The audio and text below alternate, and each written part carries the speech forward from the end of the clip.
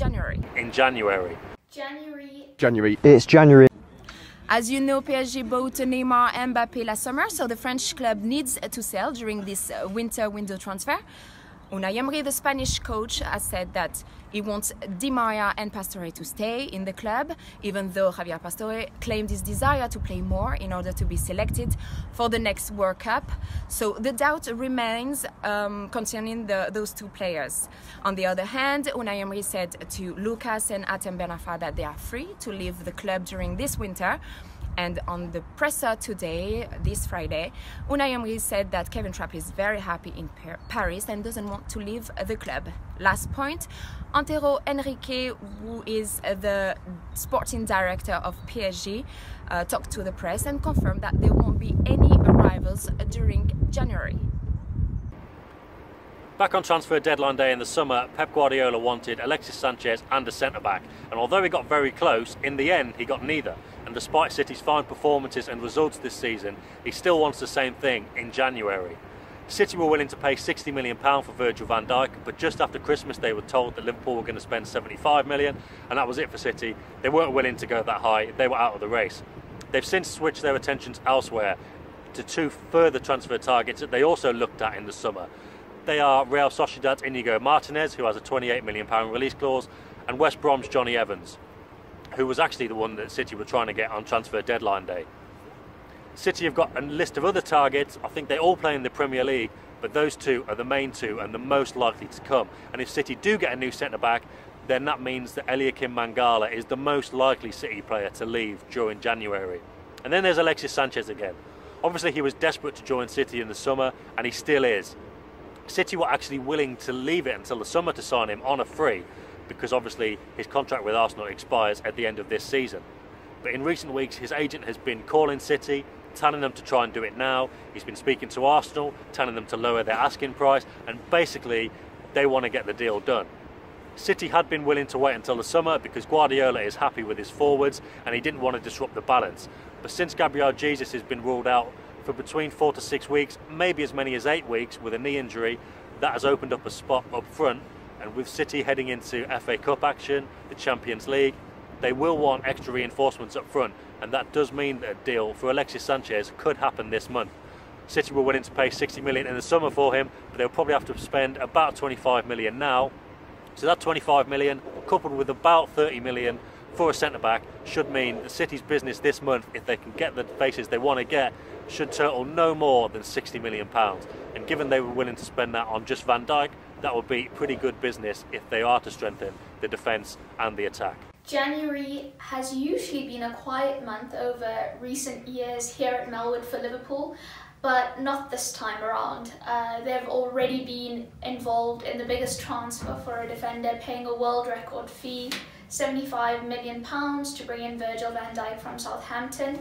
And they now look to be involved in one of the biggest transfers potentially in world football, with Felipe Coutinho's future taking centre stage. Barcelona are interested in the player again. He still wants to leave, and they're preparing and finalising a bid that's expected to be in excess of €150 million, which would make him the third most expensive player in the world and Barcelona's biggest ever signing. Now there's obviously still a lot to work out there. There was the possibility of doing an advance deal that only took effect in the summer, but Barcelona and Coutinho would like an immediate resolution to matters. They want a deal to be concluded this month for now. Otherwise, there's a lot of fringe players that Liverpool need to assess whether it would be worth them going on loan, depending on the offers that come in, the likes of Daniel Sturridge, Danny Ings, Ben Woodburn. You've also got the Emre Can situation. He's out of contract in the summer. He can start doing pre-agreements with overseas clubs. Juventus are in pole position to sign him. They're quite confident of getting him as a free agent. There's been a few stories doing the rounds saying that they will sign him in January for now, but that's absolutely not the case. They've not been in contact with Liverpool at all, and there's no danger of that happening, especially with the Coutinho situation hanging in the air. Now, You'd think that with Liverpool letting one of their star members, potentially leave in this window, that they would be highlighting a top player to bring in. I know they're very keen to strengthen their spine to continue doing that. We know they've sorted deals for Van Dijk, they've sorted a deal for Naby Keita from RB Leipzig, but they're still looking to solidify the core of the squad through the middle. They still want to add defenders, they want to add in central midfield, but whether that's for now or for the summer remains to be seen. There's lots to be worked out, but I wouldn't be surprised if they still bring in a big player this month, especially if Coutinho is allowed to leave. Hi guys, this is Nizar Kinsella here from Cobham Training Ground. I just wanted to talk to you a little bit about the transfer window. It's open. This is where the deals get done and where the medicals take place for Chelsea's new signings. And what's going to happen with Chelsea this transfer window? Are we going to see a massive cash investment? I mean, Diego Costa has already left. There's still some speculation about Luiz and his future. David Luiz, will he stay at the club or will he leave? I'd inch towards that no player will leave Chelsea unless they are replaced. I mean, some players may not be happy about a lack of game time. Those are the sorts of players that might leave the club, but I expect all the stars to remain.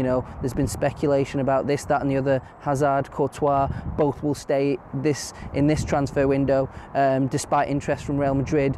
Incoming players, I expect Chelsea will be looking at a left wing back. Alexandro has been the main target from Juventus for a long time now. He's been difficult to sign. Chelsea want him, but they haven't brought him in. Alex Telles from Porto is another one who could be an option. Chelsea tried to sign Fernando Llorente in the last transfer window, only to lose out to Spurs. So I'd expect a striker might come in if the right one's available. It'll be an experienced backup striker with Alvaro Morata very much the main man.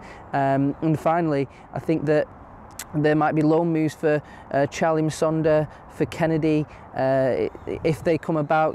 If Chelsea don't get anyone in, these players won't leave on loan. Baba Rahman is also training now with the Chelsea squad, but I expect to leave on loan eventually in the transfer window. So don't expect any fireworks from Chelsea, I'd say. But Ross Barkley, of course, is another target they tried to get in the last transfer window on deadline day. They ended up with Zappacosta and Drinkwater, but he was another player they wanted, and I could see him signing. But he's available on a free transfer at the end of the season, so they could wait until then. They're allowed to speak to him and get an agreement on a pre-contract, so that could be something they do.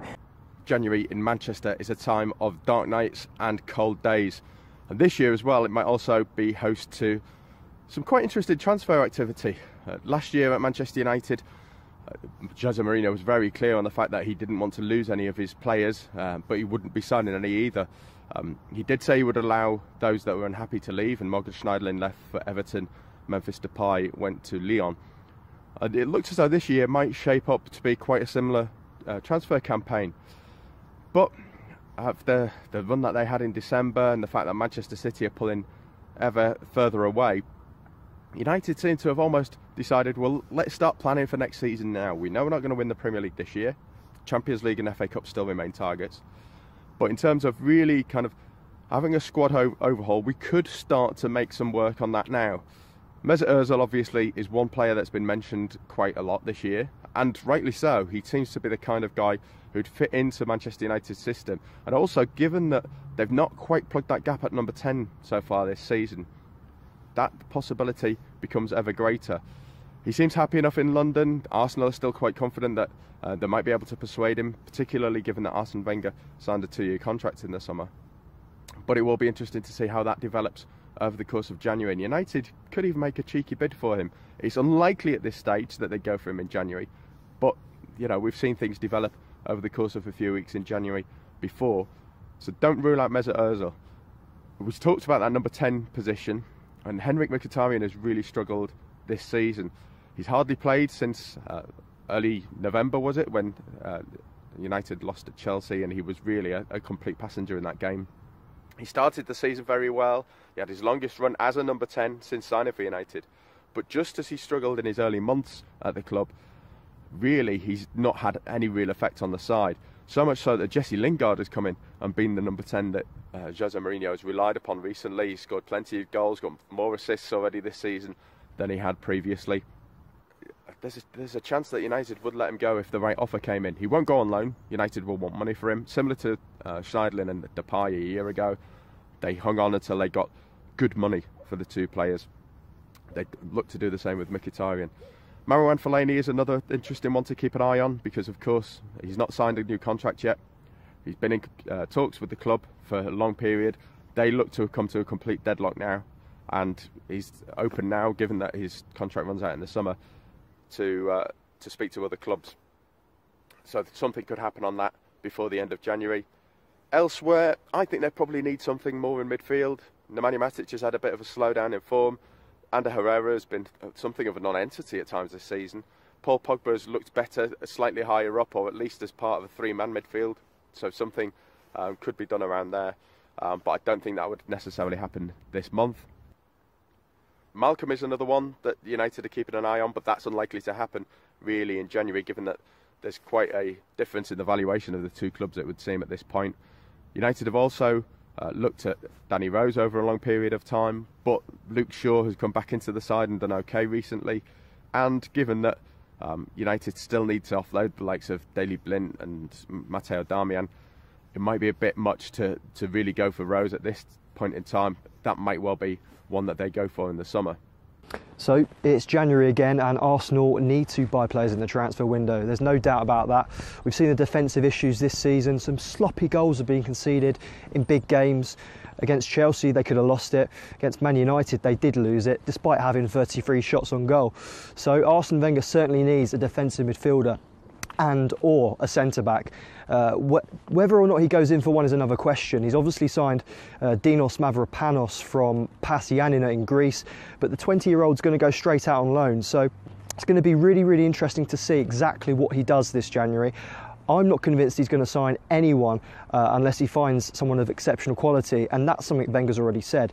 So there's lots of targets been mentioned, particularly in the German market, where obviously Arsenal now have a bit more expertise with Sven Mislintat, the former Borussia Dortmund head scout, has come in and is already working at the club. Raul Sanllehi from Barcelona is now head of football relations. So he's going to be a key figure at the club, but he doesn't start until next month. So Arsenal in the transfer window have traditionally not done particularly good business in January. I don't think they're going to be doing much business this month either. They certainly have the funds. Alexis Sanchez, Mesut Ozil and Jack Wilshere all have their contracts expiring at the end of the season. Sanchez wants to go to Manchester City. It could be this month, but it's more likely to be in the summer. Mesut Ozil yet to sign, but they're in talks finally after 10 months without putting an extension on the table. Arsenal finally talking with the player's agent. And Jack Wilshere, of course, he's been waiting for a contract offer to be put on the table. Wilshere is expected to be offered one in the next couple of weeks, but it could be an incentivised deal due to the player's injuries, and obviously he hasn't really played much at all in recent seasons. Real Madrid have some catching up to do in La Liga, having fallen provisionally 14 points behind Barcelona after losing the Clásico 3-0 at the Santiago Bernabeu just before Christmas. However, it looks set to be a quiet month, a quiet January for the European champions in the transfer market. At least reports in Spain claim that Athletic Club goalkeeper Kepa Arrizabalaga has undergone a medical with Real, although the bus boss Jose Angel Siganda has said that the player has been training as usual in Bilbao. Kepa, who's already a Spanish international, is out of contract in the summer at the age of 23. He's seen as a long-term option for Real Madrid, seen as a goalkeeper who could, feature for the next decade, and could go on to replace current number one Keylor Navas even this season. He'll cost in the region of 25 million euros. That's a relatively low fee, of course, these days, and that's because he's out of contract in the summer. Apart from that, there's unlikely to be much movement in Madrid this winter window. Real have also been linked with a striker, that after the problems suffered this season by Karim Benzema, and of course the summer sale of Alvaro Morata to Chelsea. But a move for Inter's Mauro Icardi, for example, that's been mooted in the Spanish press, and that there is interest there. They've watched him, but it's unlikely to happen until July, certainly until the summer. At the moment, if anything happens at Real, it's likely to be the arrival at Kepa in what's set to be a quiet month, as Real Madrid looks set to seek to play catch-up with Barcelona in La Liga and try to win the Champions League for a third year running as well.